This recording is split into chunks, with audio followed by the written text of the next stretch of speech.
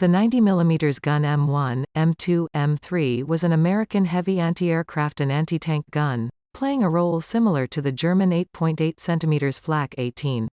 It had a 3.5 in 90mm diameter bore, and a 50 caliber barrel, giving it a length of 15 feet, 4.6 meters.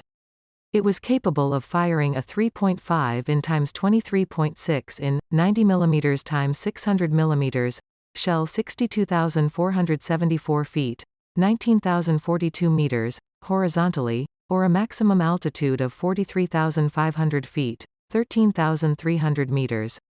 The 90mm gun was the U.S. Army's primary heavy anti-aircraft gun from just prior to the opening of World War II into 1946, complemented by small numbers of the much larger 120mm M1 gun. Both were widely deployed in the United States post-war as the Cold War presented a perceived threat from Soviet bombers. The anti-aircraft guns were phased out in the middle 1950s as their role was taken over by surface-to-air missiles such as the M1M2M3 Nike Ajax. As a tank gun, it was the main weapon of the M36 tank destroyer and M26 Pershing tank, as well as a number of post-war tanks like the M56 Scorpion. It was also briefly deployed from 1943 to 1946 as a coast defense weapon with the United States Army Coast Artillery Corps. Each gun cost roughly $50,000 to make in 1940 and utilized up to 30 separate contractors to manufacture. History prior to World War II, the primary U.S. anti-aircraft guns were the 3-inch M1918 gun, 76.2mm L, 40, and 3-inch anti-aircraft gun M3, 76.2mm L, 50, a widely used caliber for this class of weapon. Similar weapons were in British, Soviet and other arsenals. There had been several upgrades to the weapon over its history, including the experimental T8 and T9 versions developed in the early 1930s, that were intended to enter service later in that decade.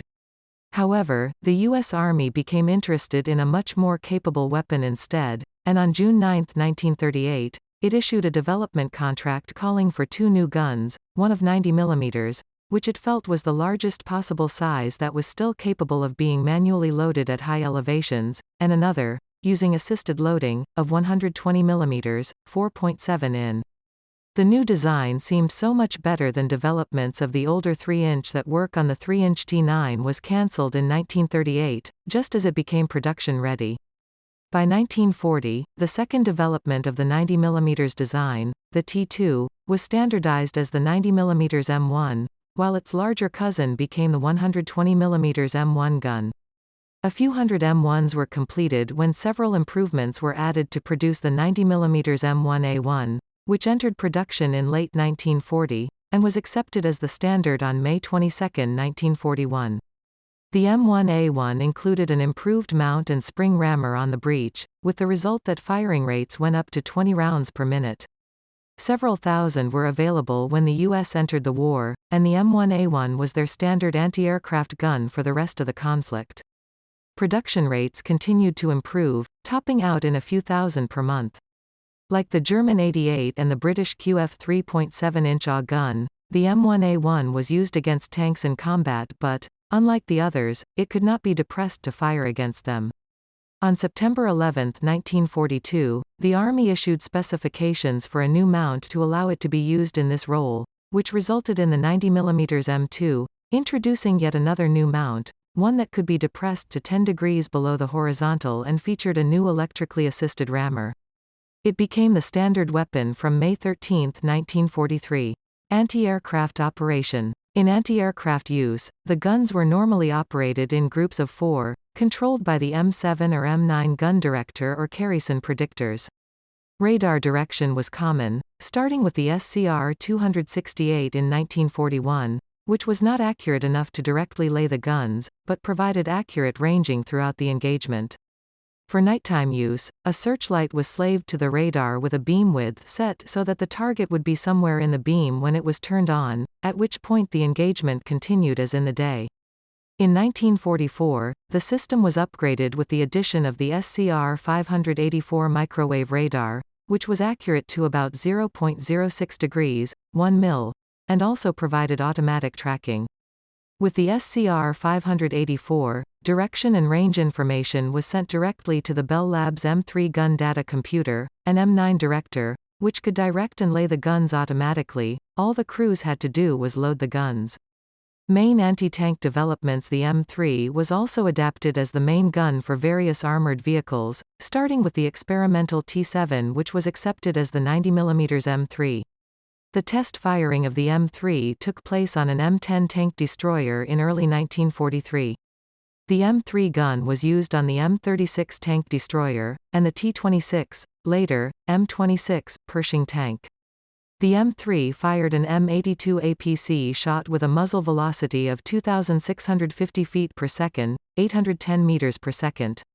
However, both the muzzle velocity of the standard M3 gun and the quality of the steel used in the M82 APC, armor-piercing capped, shot, while comparable to the 8.8 cm KWK-36L, 56 mounted on the Tiger Eye, were inferior to the Tiger II's KWK-43L, 71 8.8 cm main gun firing its standard APC-BC, armor-piercing capped ballistic cap, shot used by German forces, with the result that the former's penetration fell far short of the standard projectile fired by that German tank. As a result, U.S. ordnance provided some T-26, M26 tank crews with the 90mm HVAP, high-velocity, armor-piercing, tungsten penetrator subcaliber projectile with a muzzle velocity of 3,350 feet per second, 1,020 meters per second, or the T-33AP with a reheat-treated projectile with ballistic windshield and a muzzle velocity of 2,800 feet per second, 850 meters per second. The HVAP could compete with the KWK-43's penetration performance when firing standard APC-BC, but tungsten ammunition was always in short supply. Performance. An unsuccessful anti-tank variant was the T8 gun on the T5 carriage. The gun was an M1 with the recoil mechanism from the M2A1 105mm howitzer. Eventually a version of the T8 with the T20E1 gun and T15 carriage was tested. This led to the 105mm anti-tank gun T8. Because the standard 15.5-foot-long M3 90mm main tank gun proved incapable of penetrating the heaviest frontal armor of the heaviest German tanks such as the Tiger II tank and the rarer Jagdtiger tank destroyer variant, a number of improved versions of the M3 were developed, including the T14, which included a standard muzzle brake, and the T15 series. The 90mm T15E1L, 73, with its 21 feet, 6.4 meters, long barrel, was designed and developed as an AT gun that could match or surpass the performance of the 8.8 cm KWK-43L, 71 cannon, the famous Long 88 on the Tiger II. High-velocity 90mm gun T15 performance. The T15 90mm L, 73 anti-tank gun utilized many types of armor-piercing ammunition.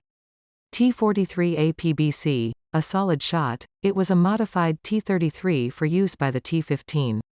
It had a muzzle velocity of 3,200 feet per second, 980 meters per second, and therefore increased penetration capabilities.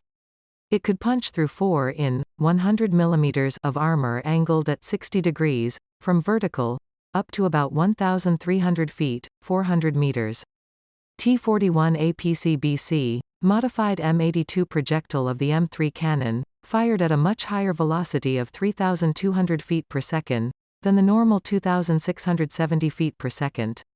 It could defeat up to 8.5 in 220 mm of vertical armor at 30 feet, 9.1 meters. T44 HVAP, modified M304, T30E16, for use out of the T15. Muzzle velocity of 3,750 feet per second, 1,140 meters per second. Maximum penetration of 15 in 380 mm of vertical armor at 30 feet. T50 APC-BC, an M82 projectile with increased nose hardness and overall better design. Same muzzle velocity 3,200 feet per second, but increased penetration, equal to the KWK-43. 9.1 to 9.3 in 231–236 mm, against vertical armor at point-blank range. Two versions of the T-15 were made, the T-15E1 with single-piece ammunition and the T-15E2 with two-piece ammunition. By mid-March 1945, a T-26E1 pilot was equipped with the 90mm T-15E1 and was sent to Europe in a trial by combat. It was given to the 3rd Armor Division where it was enhanced with additional armor plates. Its gun was fired in anger on only one occasion, on April 4, 1945, where it engaged and destroyed a German armored vehicle, probably a Tiger I or Panther, at a range of 4,500 feet, 1,400 meters, during the fighting along the Weser River. According to the memoirs of John P. Irwin, it knocked out a King Tiger in Dessau as well as a Panzer IV and a Panther. Near the end of World War II, more experimental versions of the 90mm gun were tested, including the higher velocity T-18 and T-19 main guns. The T-19 was a T-18 modified in an attempt to reduce barrel wear. Other versions included the T-21, which was intended for wheeled vehicles, and the T-22, which used the breech from the standard 105mm M2 howitzer. The T-21 and T-22 were designed to use larger powder charges. None of these versions entered service. In the post-World War II era, development of the T-15 continued, redesignated as the T-54, which used a slightly shorter and fatter propellant casing than that of the T-15E1. The T-54 served as the main gun on the M26E1 Pershing. Further developments in 1948, an improved version of the M3A1, designated as the T-119, was designed to be used on the T-42, and later M47 Patton, and had a higher muzzle velocity using new ammunition loaded to produce higher chamber pressures. The new ammunition had a slightly longer shoulder to prevent accidental chambering in the older M3 variants. The T-119 was backwards compatible with the ammunition used on the M3A1. Upon standardization of the M47 in 1951, the T-119 was redesignated as the 90mm gun M36. The lightweight variant of the T-119, designated as the T-139 and standardized as the 90mm gun M41, equipped the M48 Patton tanks used in the Vietnam War. The M41 with a modified recoil system was mounted as the 90mm gun M54 on the M56 Scorpion anti-tank vehicle. Coast Artillery. During World War II, the Coast Artillery Corps adopted the 90mm M1 to supplement or replace aging 3-inch guns in harbor defense commands in CONUS and U.S. territories. The guns were organized in anti-motor torpedo boat (AMTB) batteries, typically with 4 90mm guns and 2 37mm or 40mm AW guns each. Typically 2 of the 90mm guns were on T3, M3 fixed mounts and 2 were on towed M1A1 or M2 mounts, with the 37mm or 40mm weapons on single-towed mounts. The T3, M3 mount was designed for anti-surface or anti-aircraft fire. Emplacements for at least 90 batteries of 2 fixed guns each, plus mobile weapons, were constructed in CONUS, Panama, Alaska, Hawaii, Puerto Rico, and elsewhere in 1943. Variants M1 towed anti-aircraft gun. Approved for service in 1940. Fixed on T3, M3 mount for Coastal Artillery Service M1A1 towed anti-aircraft gun. Production began in 1940. It featured the M8A1 spring rammer. Its rate of fire was 20 rounds per minute. M2 a complete redesign to make the gun dual role, functioning as an anti-tank gun as well as an anti-aircraft gun. The ammunition feed was upgraded and an automatic fuse setter rammer, the M20, was added. This enabled the rate of fire to reach up to 24 rounds per minute. Elevation was improved with the gun able to depress to -10 degrees. To protect the crew, a large metal shield was added. The M2 was the standard weapon by May 13, 1943. From the march it could fire from its wheels in 3 minutes, and from a fully emplaced position in 7 minutes. In 1944 the weapon was enhanced with the addition of proximity-fused shells. M3. A tank anti-tank version of the gun. It was used to equip the M36 tank destroyer and the M26 Pershing tank. It is also known as the 90mm L-53. M1M2M3 gun with single baffle muzzlebrake and bore evacuator, used on M46 Patton and early versions of the M48 Patton tanks and refurbished M36 tank destroyers during the Korean War. M3 ammunition M71 He 23.29 pounds, 10.56 kilograms, projectile, M77 AP 23.40 pounds, 10.61 kilograms, projectile, M82 APC 24.11 pounds, 10.94 kilograms, projectile. Surviving examples 1AAA at Fort Irwin NTC, California, Post Museum 1, possibly M1, Travis AFB, Fairfield, California, near the entrance to the Skeet Range 1AAA at CFB Borden, Ontario, Canada 1AAA at Labelle, Quebec, Canada 1AAA at Sangudo, Alberta, Canada. 1AAA at Waikokoma, Nova Scotia, Canada. 2AAA at CFB Shiloh, Manitoba, Canada, RCA Museum 1AAA at Shiloh, Manitoba, Canada, private collection. 1AAA at Lemberg, Saskatchewan, Canada, private collection.